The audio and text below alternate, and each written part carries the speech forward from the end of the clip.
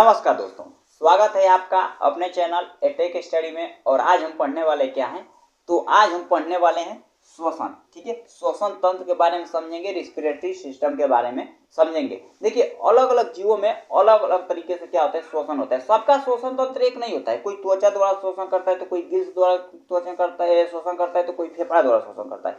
सब में एक अलग अलग सिस्टम है। ठीक है, अच्छा सिस्टम क्या है, रिस्पिरेटरी सिस्टम कहलाता क्या है। देखिए, जब श्वसन की क्रिया में, बातों को समझिएगा, श्वसन की क्रिया में जितने भी अंग समरूप रूप से काम करते हैं उन्हीं को कहते हैं श्वसन तंत्र। जो एक साथ, जो क्या करते हैं, एक साथ मिलकर क्या करते हैं, श्वसन करते हैं, उन्हीं को कहते हैं श्वसन तंत्र। क्लियर, कोई डाउट नहीं, तो हम आगे बढ़ेंगे। तो देखिए, श्वसन तंत्र के बारे में समझने से पहले हम थोड़ा सा समझ लेते हैं कि अलग अलग जीवों में श्वसन किस प्रकार होता है। यदि हम बात करें किसकी, तो मछली की, तो मछली में जो श्वसन होता है, तो मछली में जो श्वसन होता है गिल्स के थ्रू होता है।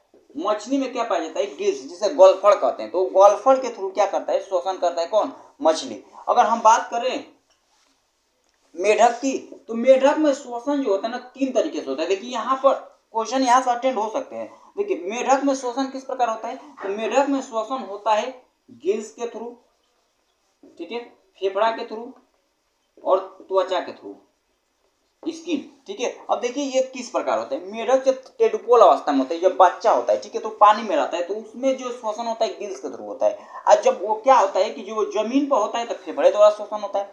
और जब वो क्या होता है, जमीन के अंदर होता है, मिट्टी के अंदर होता है, तब तो उसमें श्वसन किसके द्वारा होता है, त्वचा द्वारा। और देखिए, केचुआ में जो श्वसन होता है, केचुआ में श्वसन किस प्रकार होता है, तो त्वचा द्वारा होता है। केचुआ में श्वसन किस प्रकार होता है, त्वचा में। पक्षी में श्वसन किसके द्वारा होता है, तो फेफड़ा द्वारा होता है।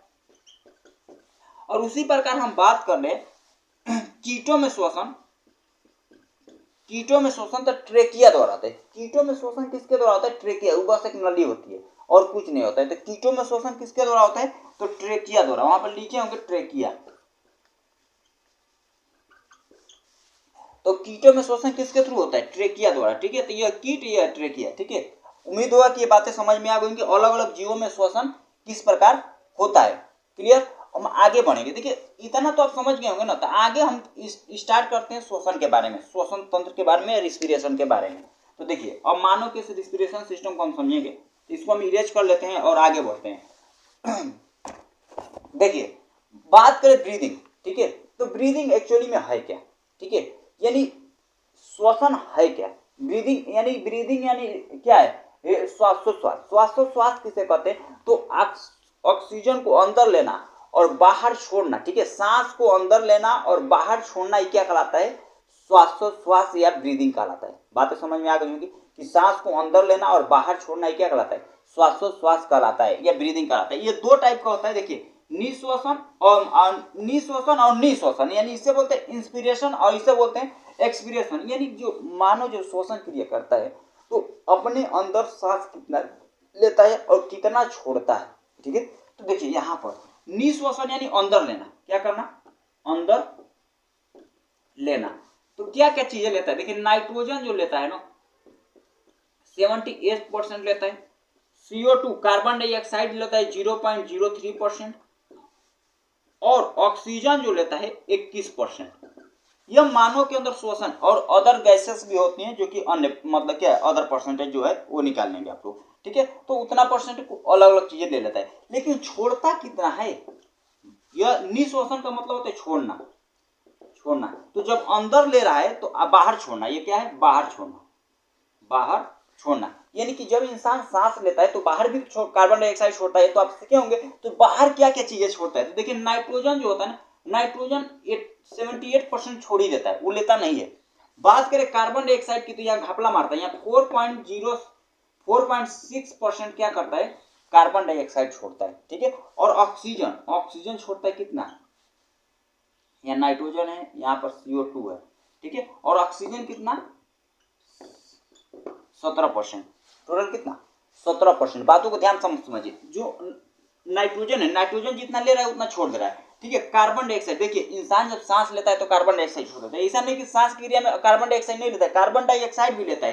कितना लेता है, 0.03%, लेता है। और कार्बन डाइऑक्साइड कितना छोड़ता है, देखो यहाँ 4.6, यानी यहाँ पर ऑक्सीजन ले रहा है 21%, यहाँ पर छोड़ रहा है 4%, यानी कि घपला, यानी 17%, 4% का घपला मार दे रहा है, यानी 4% यहाँ से क्या कर रहा है, वो ले रहा है। बातें समझ में आ गई होंगी। तो सांस लेने को और सांस छोड़ने को क्रिया क्या कहलाती है, ब्रीदिंग कहलाती है। बातें समझ में आ गई होंगी, कितना लेता है और कितना छोड़ता है, ठीक है। और मानव का श्वसन तंत्र है ना वो, आप ध्यान से समझिएगा, ठीक है, यानी इसमें हम लंग्स को पढ़ने वाले हैं, ठीक है। तो देखिए श्वसन क्रिया में जितने भी अंग शामिल है उनको हमको पढ़ना है। देखिए पहला है श्वसन मार्ग, नासा छिद्र, नासा का पार्ट, ठीक है, ग्रसनी, श्वसन तंत्र, श्वसनली, ब्रोंकाई, ठीक है, ब्रोंकिलेस या ब्रोंकाइस बोल सकते हैं, वायु कोष्टिका, और क्या है, ब्लड और सेल्स। इस प्रकार श्वसन की क्रिया में होते हैं। देखिए सबसे जब आप सांस लेते हैं तो जाता है श्वसन मार्ग से होते हुए जाता है नासा छिद्र में, नासा छिद्र से होते हैं नासा कपाट जो ये पीछे वाला हिस्सा है, और उसके बाद ग्रसनी में भोजन और श्वसन दोनों जाता है, जो ये इधर से अंदर से खुला होता है, ठीक है। और उसके बाद क्या है, श्वसन तंत्र होता है जिसे लाइरिस कहते हैं, ये आवाज बनाता है। उसके बाद श्वसनली में होते हुए ट्रेकिया से कहाँ चल जाता है, ब्रोंकाइस में, ब्रोंकाइस से ब्रोंकुलेस में चला जाता है, ब्रोक्यूलेस में चला जाता है। उसके बाद वायु कोष्टिका, उसके बाद ब्लड, उसके बाद सेल्स में चला जाता है। सेल्स में माइटोकॉन्ड्रिया के पास जाता है, ठीक है, जहाँ पर ये एटीपी में कन्वर्ट होता है। तो बातें समझ में आ गई होंगी। तो हम आगे देखिए लंग्स का स्ट्रक्चर मानते हैं, उसके बाद आपको समझाते हैं। तो देखिए इसको हम इरेज करते हैं और आगे हम बढ़ते हैं। तो देखिए मानव के श्वसन तंत्र में सबसे पहले एक चीज समझिए, यह है मानव का थूथून। थोड़ा हम बना लेते हैं अच्छे से। देखिए बन नहीं पा रहा है, थोड़ा सा मिस्टेक हो जा रहा है, ऐसे बना देते हैं।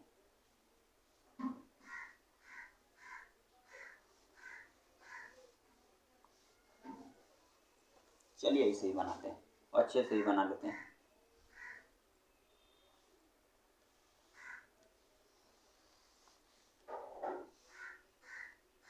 कुछ इस प्रकार, यह नासा छिद्र ऐसे,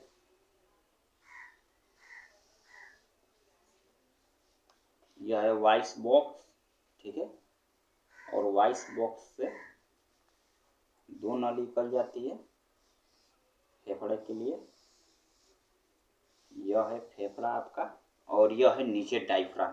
ये नीचे क्या है, डायफ्राम है। हम एक एक के बारे में समझना चालू करते हैं, ठीक है। तो इधर समझिए, यह हो गया मानव का एक श्वसन तंत्र का स्ट्रक्चर, ठीक है। हम इतना ही बस बनाते हैं कि आपको बेहतर से बेहतर नल ही बस बना दिए हैं। आप समझिए बस इतना स्ट्रक्चर बनाए कि नाक बनाए कि आपको समझ में आ सके। तो देखिए यह है नाक हमारा, ठीक है। नासा श्वसन मार्ग क्या है हमारा, श्वसन मार्ग, टोटल श्वसन मार्ग में क्या है, नासा छिद्र, नासा कपाट, नासा ग्रसनी, ये सारी चीजें आते हैं आपके श्वसन मार्ग के अंदर, ठीक है। और इस प्रकार ये फेफड़े के अंदर जाता है। तो देखिए सबसे पहले नासा छिद्र, ये जो छिद्र दिख रहा है नाक, जो दिख रहा है नाक, नाक के अंदर जो छिद्र दिख रहा है ना, उसे ही नासा छिद्र कहते हैं, जो यहाँ पर मौजूद होता है। क्या होता है, नासा छिद्र, ठीक है, नासा छिद्र। और नासा छिद्र में ऑक्सीजन, जैसे आप सांस लेते हैं तो सबसे पहले नासा छिद्र के अंदर ही जाता है, और नासा छिद्र के अंदर जाने के बाद वो आगे बढ़ता है। किस में बढ़ता है, तो नासा कपाट में, अंदर वाला पीछे वाला हिस्सा क्या कहलाता है, नासा कपाट क्या कहलाता है, ई वाला हिस्सा, जहां पर म्यूकस का निर्माण होता है। किसका निर्माण होता है, म्यूकस का, ठीक है। म्यूकस एक चिपचिपा पदार्थ होता है, ठीक है। नासा छिद्र के अंदर छोटे छोटे रोम होते हैं, बाल होते हैं, जो क्या करते हैं, धूल मिट्टी के कणों को अपने रोक देते हैं। जैसे ही ऑक्सीजन आपके अंदर जाएगा, ये क्या करेगा, अंदर जो झोटा है, ठीक है, झोटा यानी बोले तो बाल, वो क्या करता है, तुरंत ही इसे क्या करेगा, उसको फिल्टर कर देगा। फिल्टर करेगा तो अच्छे से फिल्टर नहीं करता है, उसमें थोड़ा बहुत रह जाता है, तो वो अपने अंदर खींच लेता है। क्या करता है, जितना निकालना होता है निकाल देता है, और पूरी तरह से फिल्टर नहीं कर पाता है, तो उसको फिल्टर करने के लिए अंदर बैठा है म्यूकस। नासा कपाट के अंदर क्या होता है, म्यूकस का निर्माण होता है। म्यूकस एक चिपचिपा पदार्थ होता है जो धूल मिट्टी के कणों को चिपका लेता है, और 2-4 दिन के बाद नकटी बनाते हैं, जिसे आप बकोट कर निकालते हैं। क्या करते हैं, बकोट कर निकालते हैं। तो नकटी का निर्माण कौन करता है, तो म्यूकस करता है। नासा कपाट के इधर ही आप अंगुली डाले होंगे जरूर, तो मालूम होगा, ठीक है। तो इस प्रकार नासा छिद्र के अंदर, नासा कपाट के अंदर ही क्या बनता है, हमारा नकटी बनता है, जहाँ पर म्यूकस का निर्माण होता है। आप जब सोए होंगे ना, जब सोकर सुबह में उठते होंगे, देखिएगा नाक चिपचिपा महसूस होता है। किसके वजह से, वो म्यूकस है, तेलीय पदार्थ। म्यूकस का एक तेलीय पदार्थ होता है जो नासा कपाट के अंदर मौजूद होता है, ठीक है। बातें समझ में आ गई होंगी। तो यहाँ पर क्या होता है कि जैसे यहाँ पर नासा कपाट के अंदर जैसे ही ऑक्सीजन जाता है फिल्टरेशन के लिए, तो वो क्या करता है, वो चिपक जाता है, कुछ दिन के बाद, 2-4 दिन के बाद नकटी बनता है, जिसे आप बकोट कर निकालते हैं। क्लियर हो गया होगा। और नासा कपाट के अंदर से आगे बढ़ता है ट्रेकिया के अंदर, ठीक है। क्या मतलब ग्रसनी, ग्रसनी या श्वसनी, ठीक है, यहाँ से जहाँ से दोनों छिद्र मिलता है, ठीक है, नासा कपाट के मुंह के खाना वाली, ठीक है, वहां उसे ग्रसनी कहते हैं, इसमें दोनों चीज जाता है, ठीक है। अब ग्रसनी के बाद से हम आते हैं किसको, ग्रसनी, और यहाँ पर ठीक है स्वर तंत्र यानी स्वर तंत्र, स्वर तंत्र के बाद हम बात, ये है ग्रसनी आपका, ठीक है, ये क्या है ग्रसनी, ठीक है, और ट्रेकिया वगैरह इसे ही बोल देंगे आप यहाँ, ठीक है। ग्रसनी के बाद हम ट्रेकिया पर समझेंगे, ठीक है, श्वसनी ट्रेकिया, ठीक है, उसके बाद यह है आपका ट्रेकिया, ठीक है। यहाँ पर वॉइस बॉक्स हम बना लेते हैं, ऊपर थोड़ा बनाते हैं, नीचे ज़्यादा बना दिए हैं, देखिए यहाँ पर हम बना लेते हैं वॉइस बॉक्स, ठीक है। यह क्या हमारा वॉइस बॉक्स यानी बोल सकते हैं लाइरिक्स, इसे क्या बोलते हैं लाइरिक्स, इसे क्या बोलते हैं लाइरिक्स, ठीक है। ये ग्रसनी है जो यहाँ वाला एरिया, ठीक है, ग्रसनी जहाँ से ऑक्सीजन और भोजन इसमें दोनों जाता है, इतनी बातों का ध्यान रखिएगा, ठीक है। ये अलग से चेंज होता है, अलग से यहाँ से ग्रसनी डिवाइड हो जाती है, और क्या होता है कि लाइरिक्स भी यहाँ से मतलब ट्रेकिया भी अलग हो जाती है, जो फेफड़े की ट्रेकिया फेफड़े के लिए चली जाती है। तो यहाँ पर लाइरिक्स, लाइरिक्स को हम बोलते हैं क्या, तो इसे हम बोलते हैं वॉइस बॉक्स, ठीक है। यही साउंड बनाता है, यही क्या करता है साउंड बनाता है। लाइरिक्स क्या करता है आपके अंदर साउंड बनाने का निर्माण करता है, ठीक है। साउंड का फॉर्मेशन कौन करता है लाइरिक्स करता है, ठीक है। इसे वॉइस बॉक्स कहते हैं, यहाँ पर टेटुआ कहते हैं, क्या कहते हैं यहाँ पर देखे होंगे, यहाँ पर देख रहा होगा, ठीक है, ये उठा हुआ है, ठीक है, इसे वो कहते हैं क्या वॉइस बॉक्स यानी टेटुआ, ठीक है। क्या होता है इसे कहते हैं टेटुआ, जिनका बढ़िया होता है आवाज उसका बेहतर होता है, ठीक है। लड़का सब इसे फोड़ देता है, चिल्ला चिल्ला कर पप्पा हो गोलगप्पा हो इसे चिल्लाएगा। अब शुरुआत में क्या होगा छोटी चुकी रहेगा तो देखिएगा वो उसका वॉइस छिटा जाता है, इसलिए लड़कों का आवाज तनी बढ़िया नहीं होता है, लड़की सबका बहुत बढ़िया होता है, देखो कितना बढ़िया से बोलती है सब, ठीक है। गाना भी गाएंगी तो एकदम मधुर, लड़का गाएगा तो लगेगा क्या है कि पर्दा फटल है कि नहीं। तो इस प्रकार क्या होता है ये लाइरिक्स का हो गया, ठीक है। अगर हम बात करें आगे लाइरिक्स के बाद यानी स्वर तंत्र के बाद, यानी ये तो हमारा स्वर तंत्र है ना जो कि आवाज बनाता है, ठीक है। इसके बाद आते हैं हम किसके अंदर श्वसनी की, ये जो दिख रहा है ना ये श्वसनी, इसमें कार्टिलेज हड्डी पाई जाती है, ठीक है, क्या पाई जाती है श्वसनी। अब इसके अंदर सांस जाता है, इसी के अंदर क्या होता है ऑक्सीजन जाता है, ऑक्सीजन जाता है तो कहाँ जाता है ई वाले, इसे कहते हैं हम क्या ट्रेकिया, इसे क्या कहते हैं ट्रेकिया। और यह जो दिख रहा है ना इसे कहते हैं ब्रोंकाई, इसे क्या कहते हैं ब्रोंकाई, इसे क्या बोलते हैं ब्रोंकाई। जहां से ये बट जाता है ना उसे कहते हैं ब्रोंकाई। यहाँ पे इपिग्लोटिस होता है जिसके वजह से हिचकी वगैरह आता है, हम आगे बताएंगे कि हिचकी क्यों आता है। तो यह होता है ब्रोंकाई, ठीक है। और ब्रोंकाई यहाँ से जो जैसे इसके अंदर बढ़ता है तो इसे बोलते हैं ब्रोंकाई। अब ब्रोंकाइल्स के अंदर ऐसे छोटे छोटे ऐसे छिद्र में जाकर ये ऐसे ऐसे बढ़ जाता है, ठीक है, ऐसे ऐसे, ठीक है। यहाँ पर ऐसे गुच्छा होता है, ठीक है, हम आगे बताएंगे गुच्छा क्या होता है, ठीक है। और यह है हमारा लंग्स, यह क्या है हमारा लंग्स, इसे हम क्या बोलते हैं लंग्स, ठीक है। यानी फेफड़ा, मानव के अंदर 2 फेफड़ा होता है, इतना ध्यान रखिएगा। ये होता है डायफ्राम, इसे क्या बोलते हैं डायफ्राम, इतना ध्यान रखिएगा डायफ्राम, ठीक है। और यह होता है फेफड़ा हमारा, यह है एल्वेली, ये क्या है एल्वेली, एल्वेली, ठीक है। और देखो जो फेफड़ा होता है ना एक झिल्ली के अंदर बंद होता है, जिस झिल्ली को प्लूरा मेम्ब्रेन कहते हैं, क्या कहते हैं फेफड़ा जिस झिल्ली के अंदर पैक होता है उस झिल्ली को क्या बोलते हैं प्लूरा मेम्ब्रेन, मेम्ब्रेन क्या बोलते हैं प्लूरा मेम्ब्रेन। फेफड़ा जिस झिल्ली के अंदर पैक होता है उसे क्या बोलते हैं तो प्लूरा मेम्ब्रेन। देखिए यहाँ से क्वेश्चन अटेंड हो सकता है इसलिए आप ध्यान रखेंगे, ठीक है। फेफड़ा जिस झिल्ली के अंदर पैक होता है उसे क्या बोलते हैं प्लूरा मेम्ब्रेन बोलते हैं। अब आगे हम बढ़ते हैं, देखिए यहाँ तक हम समझ गए थे ना ब्रोंकाई, ब्रोंकाई जहाँ से ये 2 हिस्सों में बढ़ता है, ठीक है। जो नली ट्रेकिया जो है 2 हिस्सों में बढ़ जाती है, अलग अलग फेफड़े में, मानव में 2 फेफड़े पाए जाते हैं, तो एक इधर एक इधर। तो जैसे ही बढ़ते हैं तो उसे कहते हैं क्या हम ब्रोंकाइल्स, इसे क्या बोलते हैं ब्रोंकाई बोले है ना। अब ट्रेकिया के बाद से क्या गया ब्रोंकाई। अब ब्रोंकाइल्स के अंदर देखिए छोटे छोटे नलियों में विभक्त हो गया नहीं, तो इसे बोलते हैं ब्रोंकाइल्स, इसे क्या बोलते हैं ब्रोंकाइल्स, इसे क्या बोलते हैं ब्रोंकाइल्स। यह क्या है हमारा ब्रोंकाइल्स, इसे कहते हैं ब्रोंकाइल्स, ठीक है। ये जो छोटा छोटा दिख रहा है पतला पतला गया हुआ है इसे बोलते हैं ब्रोंकाइल्स, ब्रोंकाइल्स, ठीक है। या ब्रोक्यूलेस, इसे क्या बोलते हैं ब्रोक्यूलियस, ठीक है। नाम थोड़ा टेढ़ा है आप लोग ध्यान रखेंगे, तो इसे बोलते हैं ब्रोक्यूलियस, ठीक है। अब इसी के अंदर, ठीक है, या ब्रोंकाइल्स बोल सकते हैं, कॉइल्स बोल सकते हैं ब्रोंकाइल्स। अब इसके अंदर शोषण क्या होता है एल्वेली में, इसके थ्रू जाता है एल्वेली में। एल्वेली क्या है तो यह जो वायु कोष्ठिका दिख रही है इसके अंदर हवा भरता है, इसी के अंदर हवा भरता है ना तो आपका फेफड़ा फूलता है, आई बताइए, कहते हैं सांस फुलाओ, तो सांस नहीं फुलाते हो, फेफड़ा फुलाते हो, ठीक है। आदमी कहता है सांस फुलाओ, तो सांस फुलाते हो, सांस नहीं फुला रहे हो तुम, फेफड़ा को फुला रहे हो, ठीक है। आई बात है समझ में। तो इसके अंदर चला जाता है ब्रोंकाइल्स के अंदर आपका क्या है, एल्वेली के अंदर हवा, और यहीं से क्या होता है, एल्वेली के अंदर ही क्या होता है, एक्सचेंज होता है क्या, ब्लड, कार्बन डाइऑक्साइड और ऑक्सीजन, ठीक है। जिस जहां से आप कार्बन डाइऑक्साइड को बाहर छोड़ते हैं, यहाँ पर ऑक्सीजन जाने के बाद क्या होता है, ब्रोंकाइल्स के एल्वेली के अंदर ऑक्सीजन जाता है, इसी के अंदर ब्लड से क्या होता है, एक्सचेंज कर लेता है, ठीक है। और यहाँ पर एल्वेली जो है ना, इसे वायु कोष्ठिका कहते हैं, जहाँ पर हवा भरता है। कभी कभी एल्वेली में क्या होता है कि इसमें प्रॉब्लम हो जाती है, टीबी वगैरह रोग में क्या हो जाता है कि एल्वेली क्षतिग्रस्त हो जाती है, ठीक है। इसीलिए यहाँ पर बलगम का इकट्ठा ज्यादा हो जाता है, इसीलिए आदमी क्या होता है कि एल्वेली जब फट गए तो खून तो बाहर भी करेंगे, तो खांसता है तो खून वगैरह आता है टीबी वाले रोग में, तो हम आगे डिस्कस करेंगे।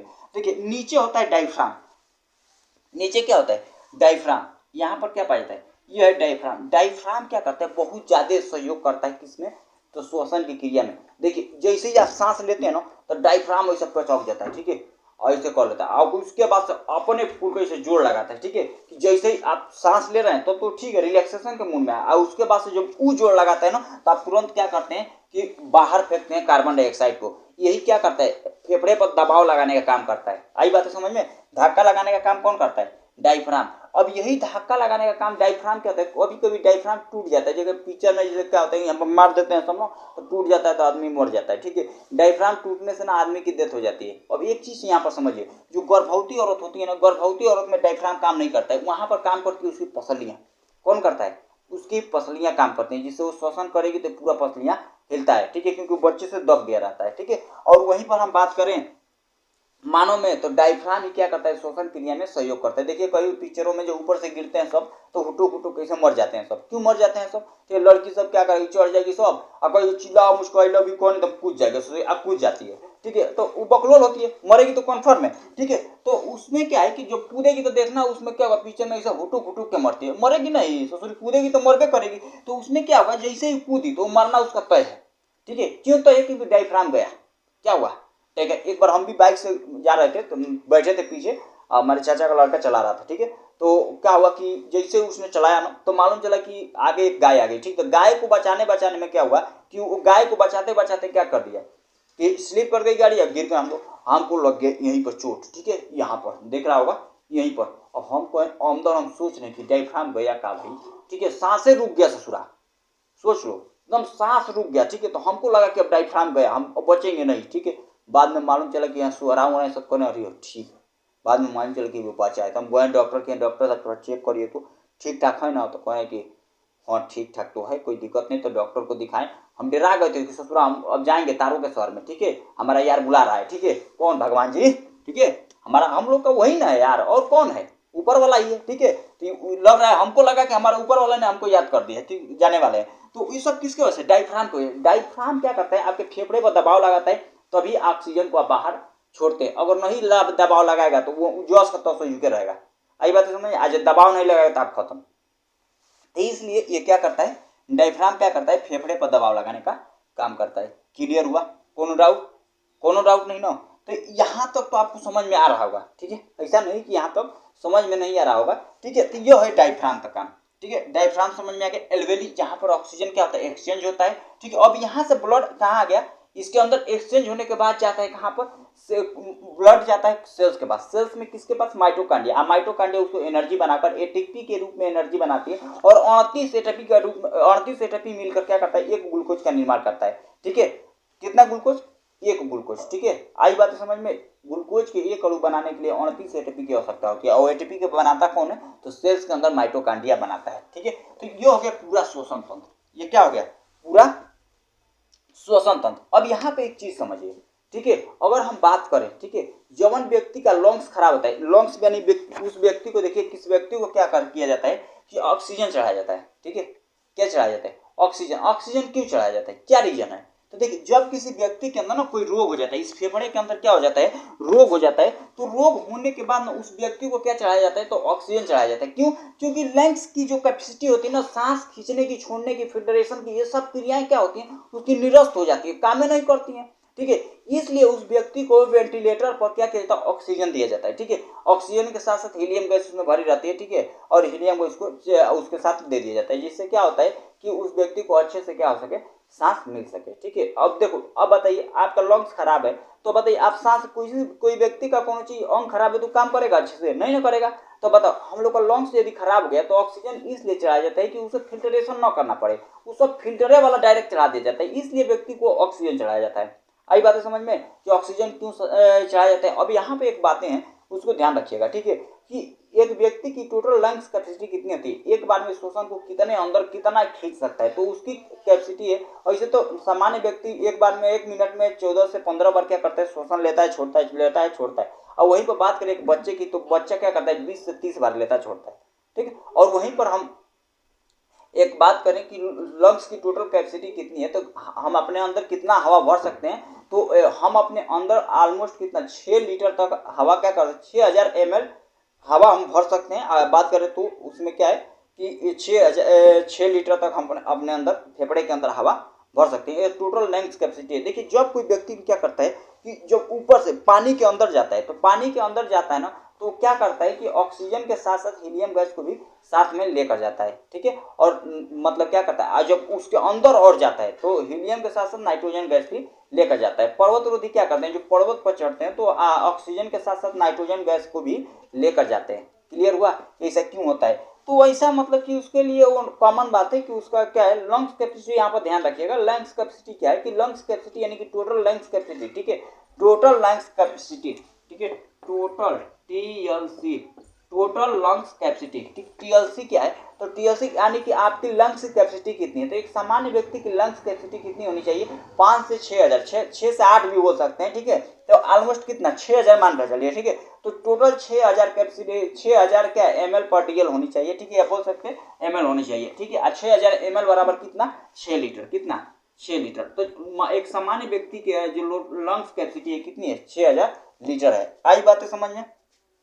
यदि इससे कोई आपको डाउट रहता है, ठीक है, ठीक है, तो उसको आप जरूर हमको बताइएगा। देखिए क्या होता है कि आपको व्यक्ति को कभी कभी बलगम निकलता है, बुढ़ऊ सबको देखिएगा बलगम बहुत ज्यादा निकलता है ठंडी के दिन में। क्यों ऐसा होता है कि देखिए हम लोग जब भी श्वसन क्रिया लेते हैं ना, तो ऑक्सीजन जो होता है ना पूरी तरह से फिल्टर नहीं होता है, वो एल्वेली के अंदर जाता है। एल्वेली के अंदर ब्लड फिल्टरेशन क्या होता है, एक्सचेंज होता है, एक्सचेंज के साथ साथ उसमें बलगम बनता है, ठीक है। तो फेफड़ा क्या करते हैं, बलगम का निर्माण करता है। आज जब बलगम भर जाएगा तो आपको हो जाएगा खराई, ये तो जुकाम है तो कौन चीज, और उसके बाद उसके थ्रू आप निकालेंगे पूरा बकोट बकोट लिए खकार खकार का थूकेंगे। ऐसे बुढ़ऊ लोग को देखिए खकार का ऐसे थूकेगा और ऐसे आड़ कैसे पूछ लेगा, ठीक है, कहीं ना कहीं, ठीक है। तो ये सब क्या क्यों करता है, क्योंकि उसकी जो लंग्स क्या है तो बलगम का निर्माण करते हैं। तो लंग्स किस चीज का उत्सर्जन करता है, तो बलगम का उत्सर्जन करता है। तो ये टोटल श्वसन तो समझ में आया कि नहीं आया, ठीक है। मेन चीजें समझना, ठीक है, समझ लेंगे तो आपको लिखना कोई बड़ी चीजें नहीं है, ठीक है, आप समझना ही मेन चीज। देखिए हम लोग तैयारी की चीजें समझ लें, इसलिए हम आपको ज्यादा लिखे नहीं, आपको ज्यादा समझाने की कोशिश किए हैं। तो उम्मीद होगा कि